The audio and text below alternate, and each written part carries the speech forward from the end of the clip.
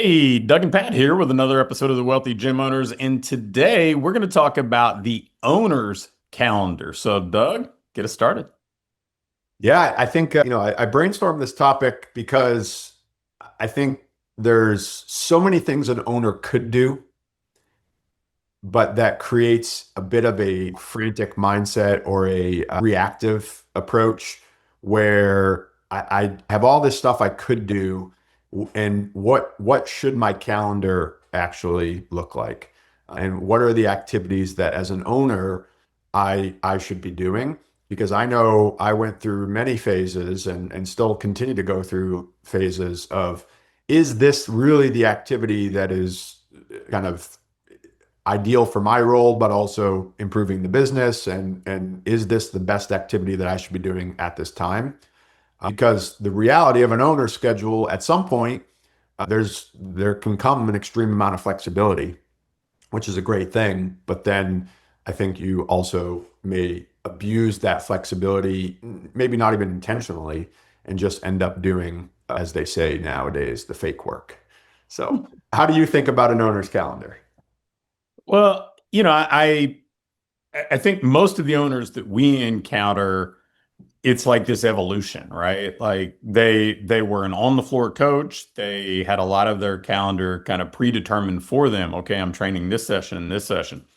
And so they create some space and some flexibility, and they are a little bit lost. They don't know what to do with it. They're kind of reactive. I remember Vince Gabriel as a client coming to me and saying, well, all right, I'm not training on the floor in the morning now from like 9 to 12, and I have marketing listed on my calendar, but I don't know what to do. And it's like, okay, we know we're supposed to delegate and elevate. We know we're supposed to kind of do the whole E-Myth, work on the business, not in the business stuff. What does that actually mean? What are the things that move the needle? And clearly, part of the evolution for us as owners is stepping into a leadership role, stepping into more of I mean, we were probably already doing the marketing and the selling, but stepping into a role where maybe we're not just squeezing it in between sessions, and we can be more strategic and we can build things out and we can get out in the community. But it's so easy to see people just be reactive, people walking through the door, people, emailing them, and then you look up and you're like, oh, all those things I had, expected to be able to do in my long list of to-dos in my notebook, I'll get to tomorrow.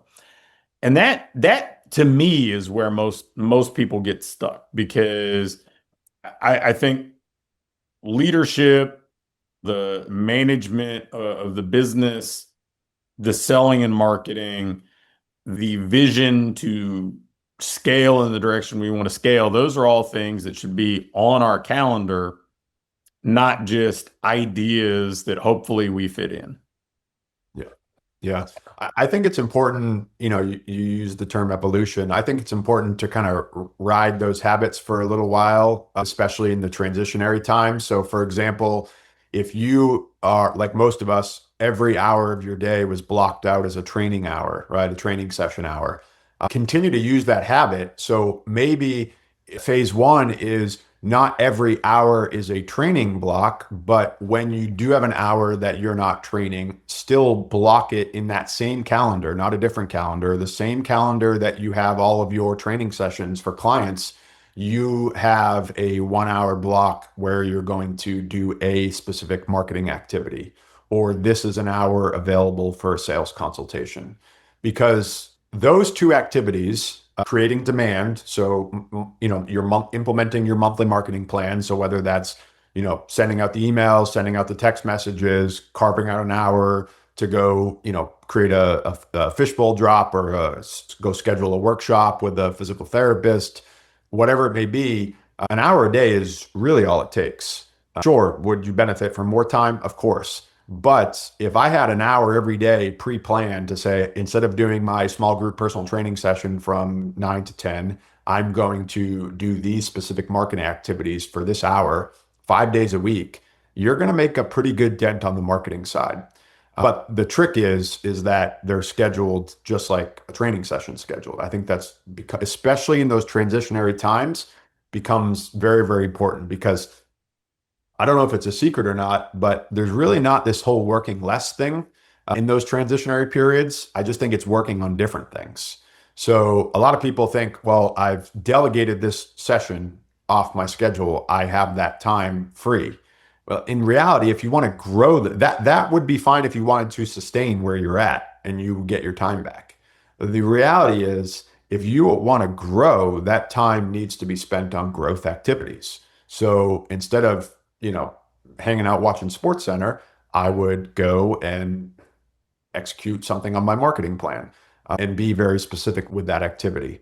And then same thing on hopefully that consistent marketing on the calendar creates enough demand where now you have a need to have consultations. And so that, in my eyes, is like the first evolution where you still have a full day of sessions on your calendar. It's just that some of those quote sessions are marketing activities and or sales appointments.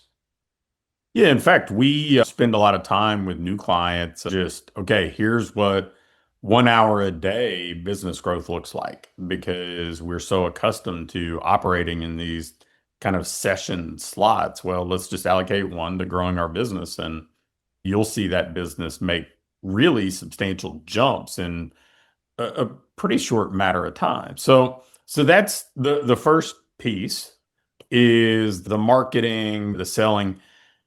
The second piece, obviously, if we've delegated stuff, we have people, right? We've got people to delegate to. So that comes into that leadership and team development. So speak to that a little bit. Yeah, I mean, I think it goes back to the whole like you unfortunately, for a little bit of a stretch of time, at least, you don't get that time back. You just use that time differently. So when I'm delegating that hour or that shift, like I'm a big, big fan, and we see it both positively and negatively. I'm a big fan in these transitionary periods of being able to offload. Going from coaching 10 hours a day to zero is not realistic, but going from coaching 10 hours a day to 6 hours a day is realistic. But those 4 hours that you delegate, I would work really strategically to make sure that they're kind of batched towards a section of the day. Because if I look at our most frantic clients, gym owners, it's because they're stressing on both ends of the day, morning and afternoon. And we see this both where the coach leaves and they got to go coach the afternoon now again, they're frantic. Versus if they have, like, I was always a fan of working on the business in the morning. And so I would coach all afternoon, but I delegated the morning. So having those blocks of times is very important. That also means that if, let's say, you have, Monday, Wednesday, Friday blocked off to not train clients, maybe on Monday and Wednesday, you're going to do that marketing activity, but Friday, you're going to get into the gym and host a team meeting or do a one-on-one with a team member. I mention this in most episodes anytime people come up, but 10% of their time should be with you developing as a team member. And so, you don't need to be over their shoulder every session, but if they're with you 20 hours a week, 2 hours at least, structured, planned, scheduled, not random, like, hey, let me pull you over here and show you this unplanned. That may happen too, but they know 2 hours a week on, Tuesday and Thursday, every Tuesday, Thursday from 11 to 12 is going to be staff training. They now are, it's just part of their routine. And that's where you can develop, and that's where you can, set expectations, and you can get them to a big thing. Even right now, we're working on with our team is making sure that they can demonstrate to us that they know what we're asking them to do. So if we're asking them to hand out these referral cards, cool, they're going to nod their head and say yes. But now if we ask them to demonstrate to me, hey, I'm a client, demonstrate to me how you would hand this card out, now they're kind of put on the spot to actually know it, like the back of their hand. So spending a fair amount of time on staff training, I would say, is easily the top three: marketing, sales, appointments, and staff training. Yeah, I think that sometimes we don't appreciate the staff training like we should because we were self-starters and self-directed, and we may not have been able to be a beneficiary of it like as a recipient. But I feel like it's like the ultimate leverage for us. A, it plays to our strengths. I mean, we've built our business, we've built our career around helping people go from where they are to where they aspire to be. We should be really well equipped. Yeah, sure, the curriculum's a little bit different, but it's still curriculum we know. And now we're just helping to unlock people's potential. We're helping to develop people, which I would argue we should be like top 1, 2% of all small businesses in doing this.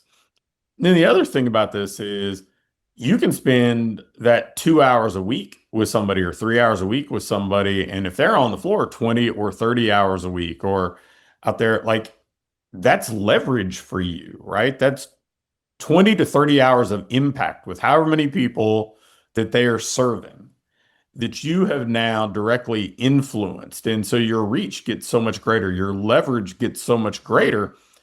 But, the flip side of this is if you don't pour into the team meetings, then that is 20 to 30 hours that is a representation of your business that may not go the way that you want it to go. So, I think that it is critical. I think that it's valuable. And I think that it's something that if we take pride in, we should be better at than almost anybody else.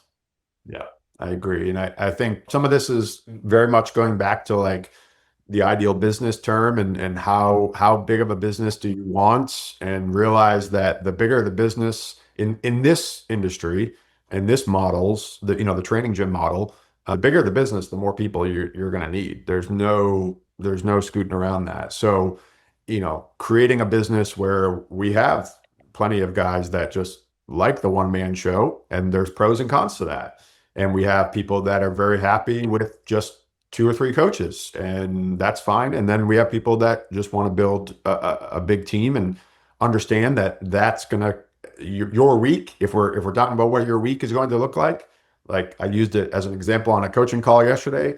Josh's week is my partner on the gym side. His entire week is staff training.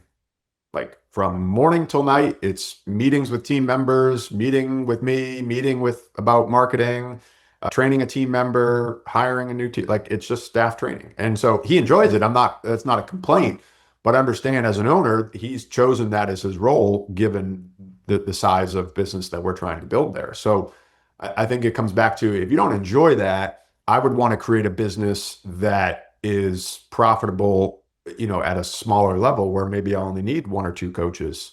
And, that way, sure, you're still going to have to staff train, but it's a heck of a lot easier to train and develop 2 people than it is to develop 12 people. So we've talked about the demand and conversion, right? We've talked about the team development. The other thing that comes to my mind, and like the owner's calendar, and you may have a wonderful way to unpack this, is systems and scoreboards, right? Like it's like we're developing the systems so that our people can meet the standards that we want to meet. And then we've got a scoreboard to essentially see how we're doing and adapt. Yeah. Yeah, the scoreboard, I'll tackle that in the reverse order because the scoreboard's the easier one. The scoreboard is it's easy, but don't skip it, in the sense of it's an appointment on your calendar every Friday, right? It's an appointment on your calendar every Friday. I like Fridays. I think it works really, really well to kind of recap the week.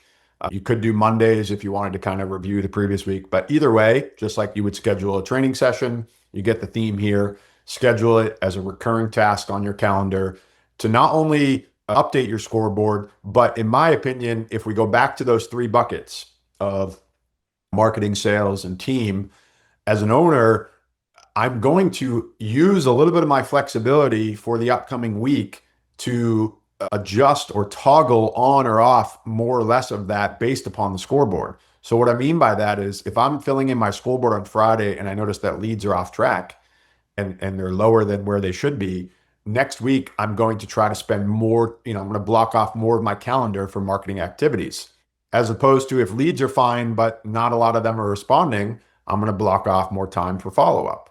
Or if that piece of it is pretty solid, appointments are already on the calendar, I may try to spend a little bit more time on the staff training side. So you can kind of create a situation where you kind of use the scoreboard as that dashboard and really, you know, all three are necessary, of course. There's kind of minimums to all of those, but adjust up or down based upon what the scoreboard says.